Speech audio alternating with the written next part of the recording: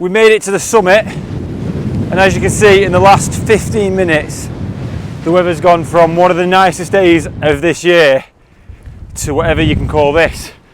Ooh, cloud inversion.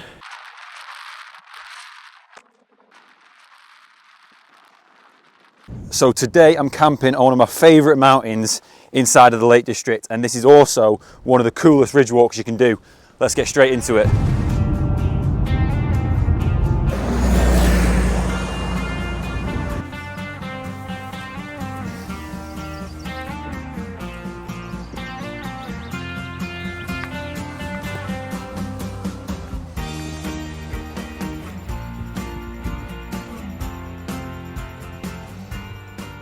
I've got a brand new tent in this bag, which I'm really excited to share with you guys. Now, I wanted a Hillenberg, I wanted a Terra Nova, they're both amazing tents. Don't get me wrong, but this particular brand, it just won me over. The design of the tent is just mega. Now, there has been a lot of controversy online about the durability of them, but I just think it's people just clickbaiting it. Looking at serious guys that have taken them out to the extremes, this particular brand of tent, it's incredible, absolutely incredible. In my eyes, it's very close to the Hillenberg Solo. Can't pronounce it, but I'm sure you guys will give me grief for messing it up. But yeah, take a look how clear it is. The visibility is absolutely stunning. And big up my dad, who's 67, with camping gear that's older than me. So I guess it just goes to show, maybe you don't need all this gear.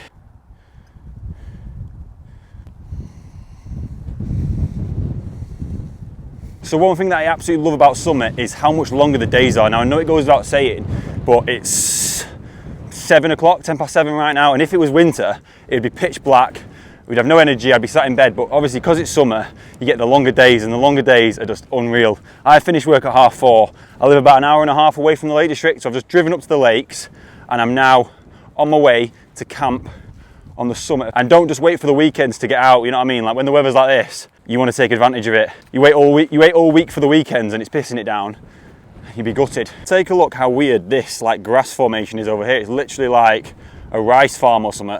But yeah, that's the summit where I'm heading to. And I'm just kind of following this river along, and then I'm going to tackle a sharp edge. So I think my dad's going to be staying by the Tarn just because he's using a tarp tent just to make it more lightweight. And I've obviously got my new tent, which is 4-season. Pretty windy, I'd say it's probably about 20 mile per hour, 15 mile per hour gust, so it's nothing crazy. But yeah, I'm excited to set this new tent up as it's cost me a fair bit of dough. So yeah, my dad's just made a good point. I've got obviously about over £1,000 worth of like gear that's like very well marketed, but my dad's literally got everything. He's probably older than me. I think he's got like a denim rucksack, and let's see how we get on. Let's see how the old compares to the new. And obviously his is considerably cheaper, so it's probably not a fair test. It's funny because I've only brought trousers, but obviously getting out of the car, it was so warm. It was like 22 degrees. I was sweltering, so I found these swimming shorts that was still a bit damp. Probably not a bright idea, but I feel a lot better walking in shorts.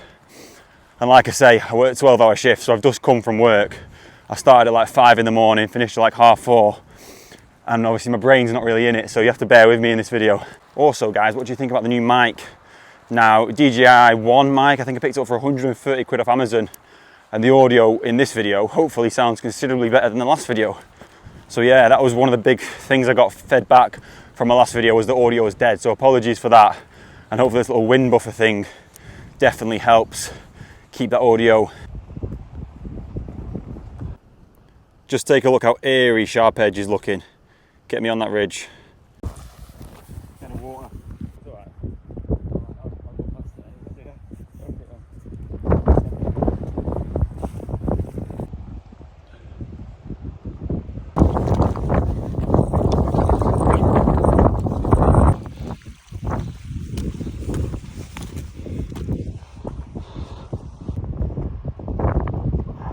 Let's get some footage of this waterfall for all those waterfall fans out there.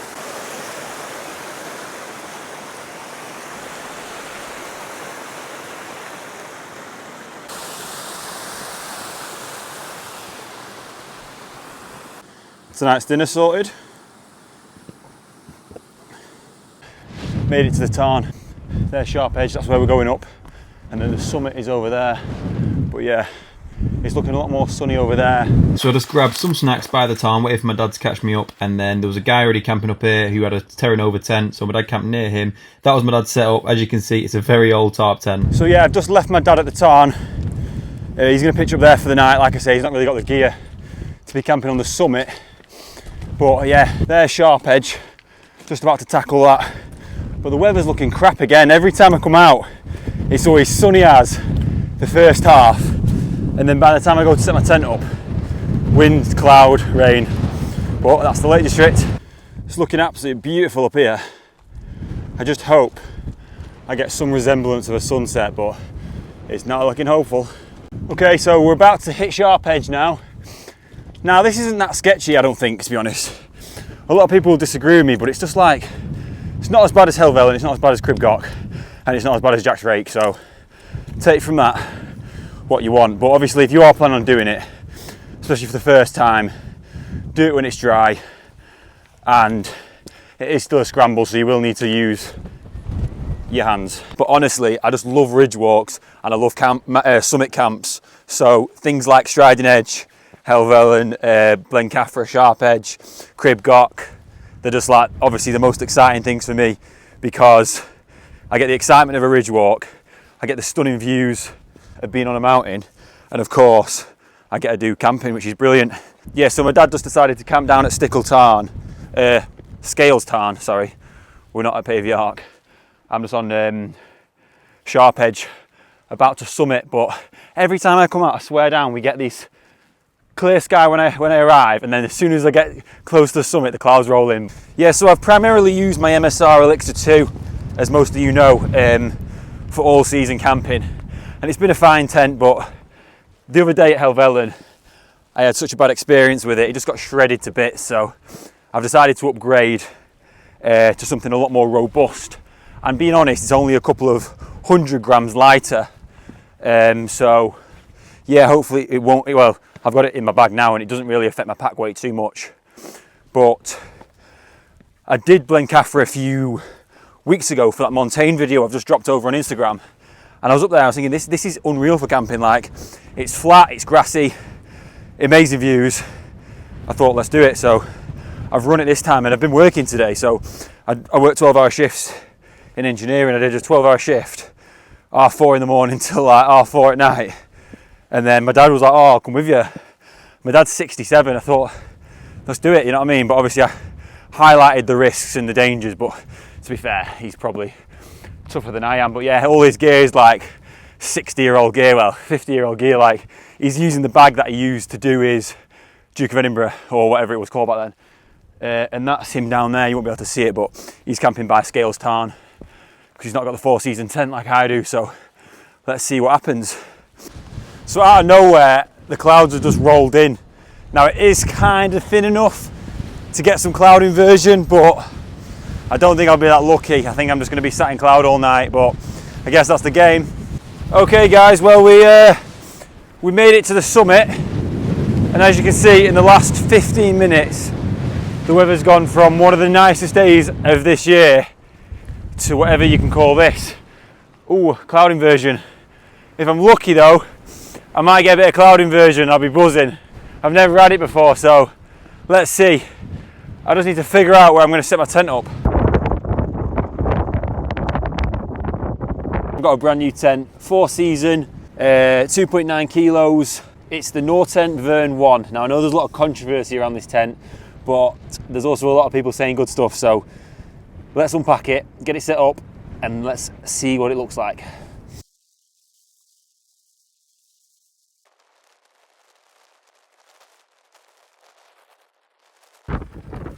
Okay, so that's the basic setup. And then I'm just going to stick these poles across over and in. Blue one and 2 inside.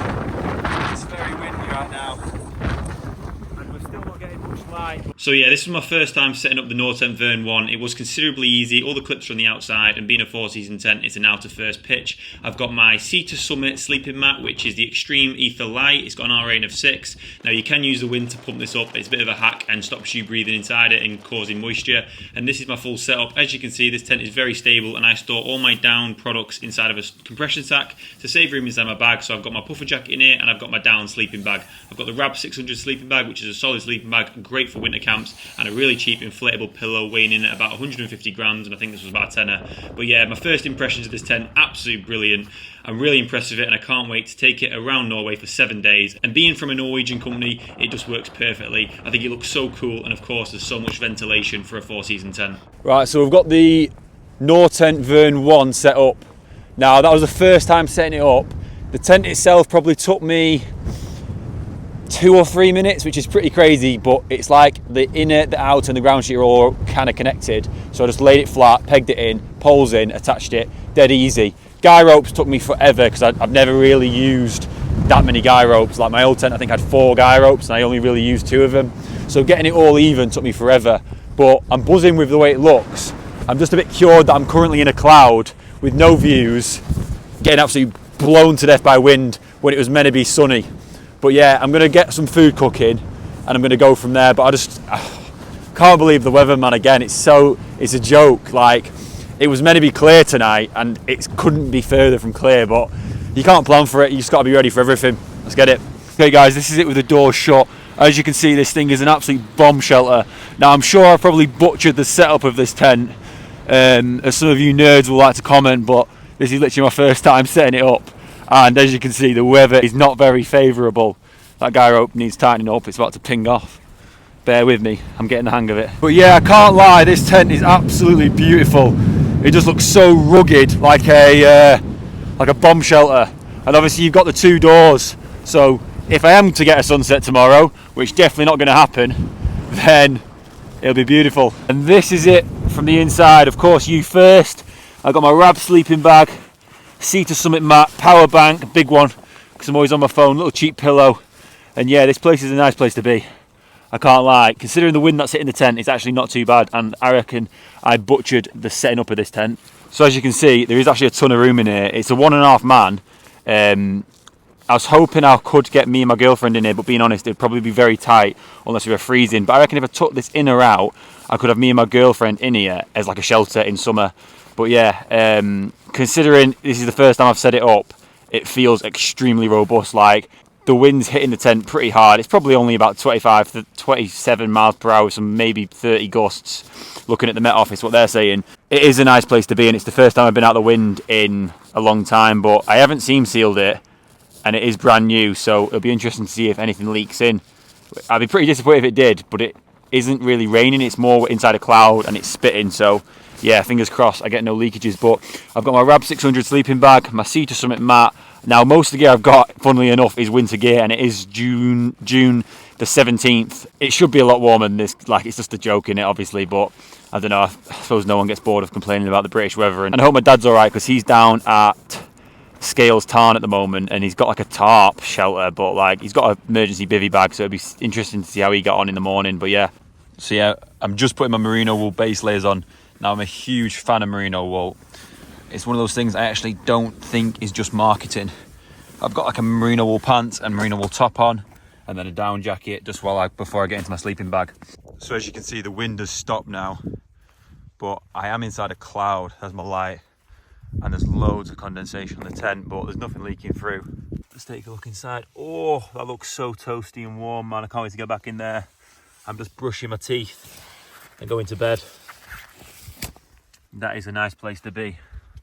So for me, guys, an eye mask is so important, because otherwise I'll be waking up at 5 AM and I don't want to do that. So an eye mask is going to help me get a better night's sleep, along with this little tripod here, which I can just pop my phone in and I can film myself, or I can watch a film. Now, I know a lot of people give me grief about watching films in my tent, but it's like midnight, it's dark, I'm in a cloud, I want to watch a film. Leave me alone, you know what I'm saying? Morning, guys. Pretty decent night's sleep, about 7.5 hours. Eye mask definitely helped. Let's take a look outside the tent. Hopefully the cloud's gone. Hey, Nice. A little bit of cloud, a little bit clear. So yeah, it's still pretty thick cloud up here right now. But as you can see, the tent is still looking pretty nice. So this thing was absolutely bomb-proof last night. The wind stopped at about 1, but before then it was some pretty bad wind. Put the guys out that way. And then yeah, it was just chilling, man. It was like being indoors. Yeah, so overall a pretty solid sleep, to be honest. About 7.5 hours. The wind stopped in the night, so it's pretty steady. And I've got some views, some clouds, some views. Can't complain too much. But yeah, I'm gonna have some breakfast and head down, and hopefully my dad has survived the night at the Tarn. Can't beat a little bit of orange juice in the morning. Absolutely love this, just wakes me up. This was my first time using stakes, to be honest. I usually just use pegs, but these things have so much more resistance when you're pulling them out of the ground. They're so much harder to get out, and obviously a lot more stabler. So if you plan on camping in windy conditions, definitely get some stakes over some pegs. As you can see, the tent is just attached by these clips. So it's so easy to set up and to take down. Literally seconds. So yeah, just packing up now. Clouds rolled back in, so perfect timing. Pretty annoying not being able to get decent views, but that's the game. So as you can see, I've tidied the spot. If you ever go camping, it's important to leave no trace and always double check you don't leave anything behind. It's time to head down. Overall, it was a pretty successful camp. Let's head to the Tarn and see if my dad survived the night. So that's Scales Tarn, Sharp Edge, and then my dad will be somewhere over there, so not far now. And of course, as I've got down, the sun's come back out, and that's my dad, still alive. How was that? Did you sleep? Good? No. Really? It's windy, wasn't it?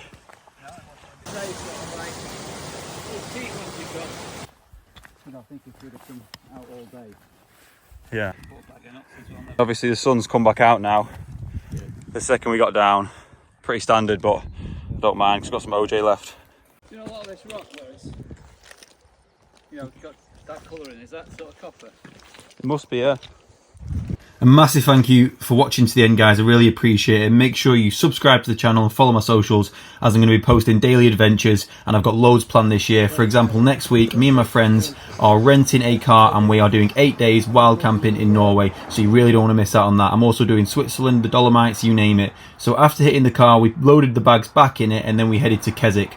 And in Keswick, I never knew this, but there is a Wetherspoons, so we got a Wetherspoons for lunch. And once again, guys, thanks for watching, and I'll see you in the next one.